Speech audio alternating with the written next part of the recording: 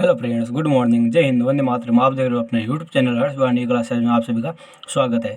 आज हम बात करेंगे पॉलिटिकल साइंस के चैप्टर नंबर 7 के बारे में, जिसका नाम है विकास और नियोजन, नीति आयोग, खंड ए। चलो चलते आज के हमारे सवाल नंबर 1 की ओर। निम्न में से किस देश ने सर्वप्रथम अर्थव्यवस्था के विकास एवं वृद्धि हेतु नियोजन को स्वीकार किया?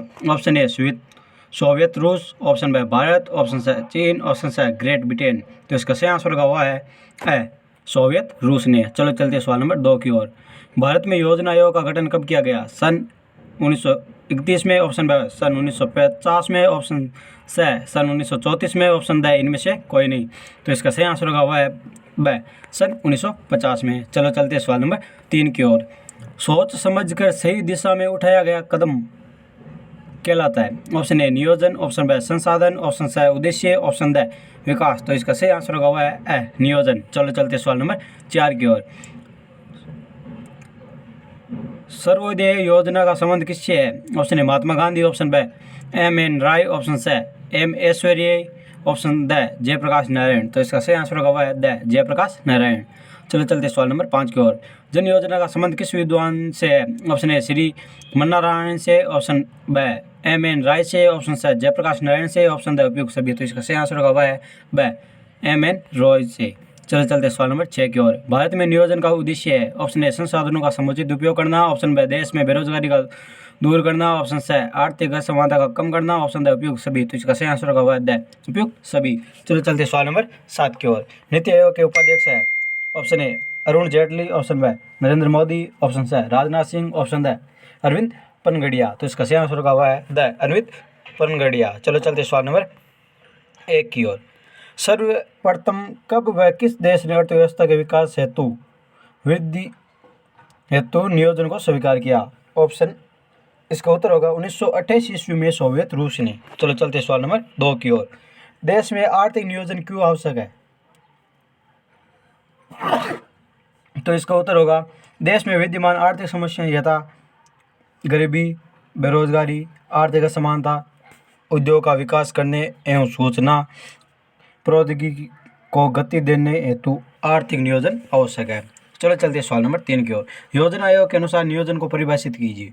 तो योजना आयोग के अनुसार नियोजन संसाधनों का संगठन एक ऐसी विधि है जिसके माध्यम से संसाधनों का अधिकतम लाभप्रद उपयोग निश्चित सामाजिक उद्देश्यों की पूर्ति किया जाता है। चलो चलते सवाल नंबर 4 की ओर। भारत में नियोजन एवं विकास की दिशा में प्रथम प्रयास कब व किसी ने किया था? तो इसका उत्तर होगा सर्वप्रथम प्रयास 1934 ईस्वी में एम विश्वेश्वरैया की पुस्तक प्लान इकोनॉमी फॉर इंडिया द्वारा किया गया। चलो चलते सवाल नंबर 5 की ओर।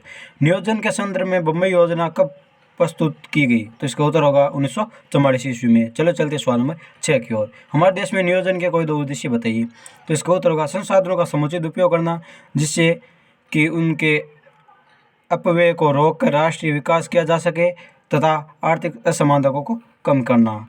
चलो चलते हैं सवाल नंबर 7 की ओर। भारत में नियोजन के कोई दो लक्षण या विशेषता बताइए। तो इसका उत्तर होगा उपलब्ध संसाधनों का अधिकतम उपयोग तथा बौद्धिक संपदा का समुचित उपयोग। चलो चलते हैं सवाल नंबर 8 की ओर।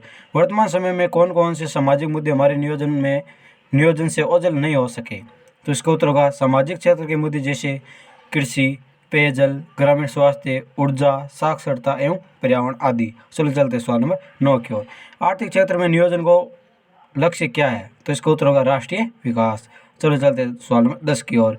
विकास और नियोजन का परस्पर संबंध क्या है? तो इसका उत्तर होगा सहभागी और उत्तरदायी प्रतिबंध विकास किसी प्रथम सीढ़ी है तथा नियोजन संसाधन को सहभागी उत्तरदायी बनाता है। चलो चलते हैं सवाल नंबर 11 की ओर। महात्मा गांधी के अनुसार नियोजन का क्या लक्ष्य था? तो इसका उत्तर होगा महात्मा गांधी के अनुसार नियोजन का लक्ष्य अंतिम व्यक्ति का विकास करना था। चलो चलते सवाल नंबर 12। उससे पहले अभी तक आपने हमारा यूट्यूब चैनल हर्षवाणी क्लासेज को सब्सक्राइब नहीं किया है तो सब्सक्राइब कर लें और उसके पास वाले घंटे के बेल आइकन को दबाना ना भूलें। चलो चलते सवाल नंबर 12 की ओर। योजना आयोग के स्थान पर किसका गठन किया गया? तो इसका उत्तर होगा नीति आयोग का। चलो चलते सवाल नंबर 13 की ओर। नीति आयोग का हिंदी में पूरा नाम क्या है? तो इसका उत्तर होगा भारतीय राष्ट्रीय भारत परिवर्तन संस्थान। चलो चलते सवाल नंबर 14 की ओर। नीति आयोग की स्थापना कब व किसने की? तो इसका उत्तर होगा 1 जनवरी 2015 को भारत सरकार ने नीति आयोग की स्थापना की। चलो चलते सवाल नंबर 15 की ओर। भारत सरकार के थिंक टैंक के रूप में कौन सा आयोग कार्य करता है? तो इसका उत्तर होगा नीति आयोग। चलो चलते सवाल नंबर 16 की ओर।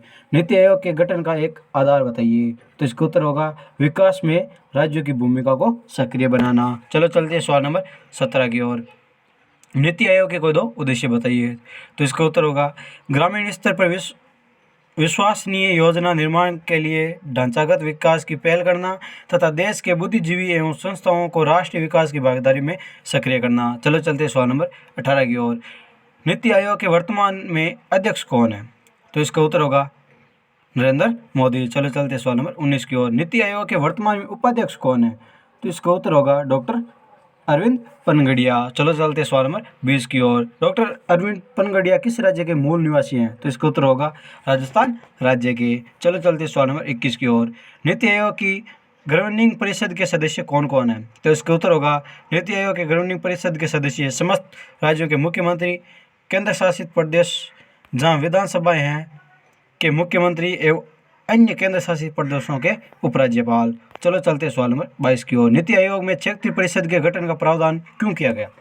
तो इसका उत्तर होगा एक से अधिक राज्यों को प्रभावित करने वाले क्षेत्रीय मामलों पर विचार विमर्श व निर्णय हेतु विशेष अवधि के लिए क्षेत्रीय परिषदों का गठन का प्रावधान किया गया। चलो चलते सवाल नंबर 23 की ओर। नीति आयोग के क्षेत्रीय परिषद किसे निर्देशित पर कार्य करती है? तो इसका उत्तर होगा प्रधानमंत्री के निर्देश पर। चलो चलते सवाल नंबर 24 की ओर। नीति आयोग की क्षेत्रीय परिषदों की बैठक में कौन कौन भाग लेता है? तो इसका उत्तर होगा नीति आयोग की क्षेत्रीय परिषदों में बैठक में संबंधित राज्यों के मुख्यमंत्री व केंद्र शासित प्रदेशों के मुख्यमंत्री या उपराज्यपाल भाग लेते हैं। चलो चलते सवाल नंबर 25 की ओर।